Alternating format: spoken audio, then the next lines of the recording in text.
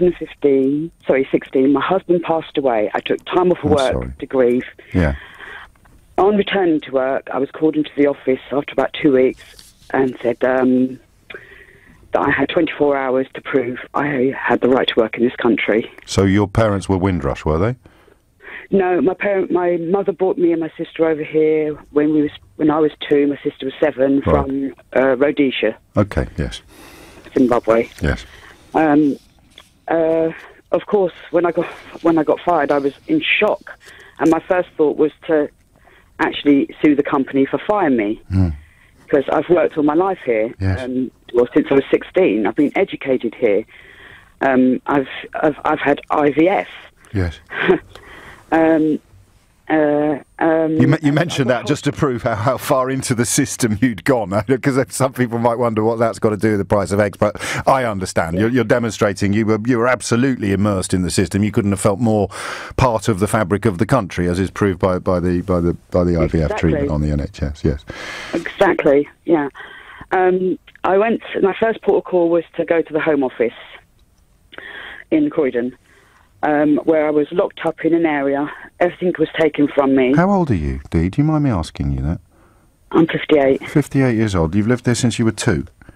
Since I was 2. Since you were 2. And the reason why the company needed proof that you... Do we know why? Is it the same as what we're learning here? The 2014 Immigration Act meant that they had to check your immigration status, or...? They just told me that... the company could be fined £20,000 if they were found to be employing someone with not the right documentation. Yeah, that's the hostile environment that the Prime Minister has created. Yeah. So you end up in Croydon. What? Well, because you're presuming at the first hurdle, you're thinking, well, this will be very easy to sort out, right? Yeah, exactly. Right. But unfortunately, the original documents that I came over, me and my sister travelled on my mother's passport. Yeah.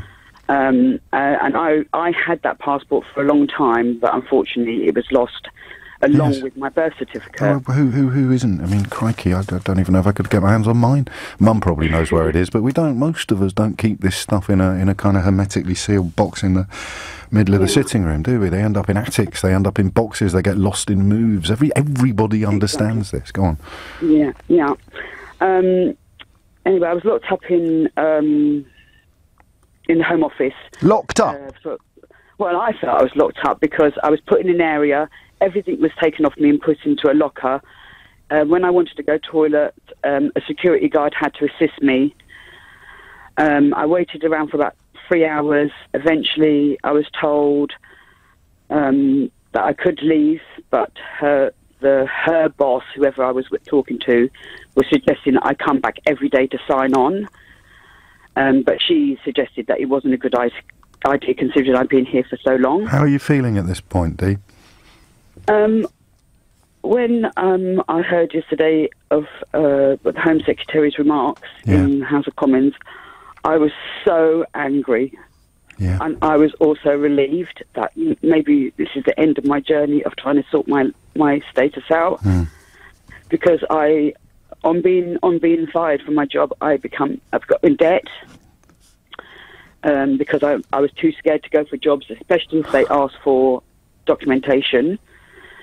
I was afraid to phone your radio station yesterday to talk about it, just in case the people I'm working for now hears. It's been traumatic. I got so depressed I went on to antidepressant pills because I just thought my world is falling apart. I'm alone here. It's been awful. I got a solicitor who messed me about. I've now got my MP involved, who is helping me a great deal, and I just received a letter 2 weeks ago from the Home Office, what the Home Office had sent to my MP, and I'd like to quote just a section which I found so... I just couldn't believe that they're saying it, to tell you the truth. This is a letter from the Home Office, is it?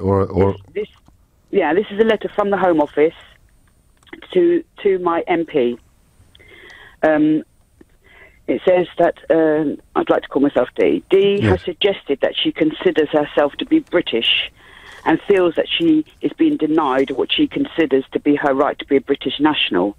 However, under the national law, she would not currently appear to be British. Good grief. Yeah. And when I read that, I just thought, where am I going to go from here?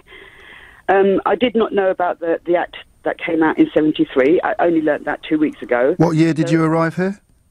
1962. But Rhodesia was still British until 65, wasn't it? Yeah. Okay. I know that the passport I came on was stamped that I had the right to abode. So you're a new dimension to this Windrush story, because although there won't be as many of you who came here pre-65 from British Rhodesia, you're enduring exactly the same thing. On what grounds are they saying that you're not British? Because you can't prove it. Because I can't prove it. I can't prove that I had the right of abode. And what have they asked you for? Have you been asked to do this 4-decade business as well? Oh, no. I've already submitted 20 years of documentation that I've lived here, but that's not good enough. Now they want it to be from when I arrived in 62. So, of course, I've been trying to get...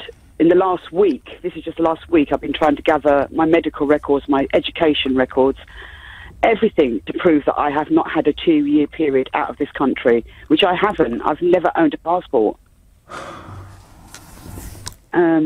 Yeah, it's been awful. It's very lonely, very you feel that you're outcasted, that you don't belong here. You do. And especially when I was fired, my colleagues, I felt so embarrassed and like I'd done something wrong. They'd been told you were an illegal immigrant, had they? Not yet, no. But I feel like one. Yeah. But I just wonder how they explained it to your former colleagues. That's what I was wondering about. Well, it's just as well we were a very, very tight, close team. Oh, good. Yeah, so they understand, and now I have all of their support. Yeah.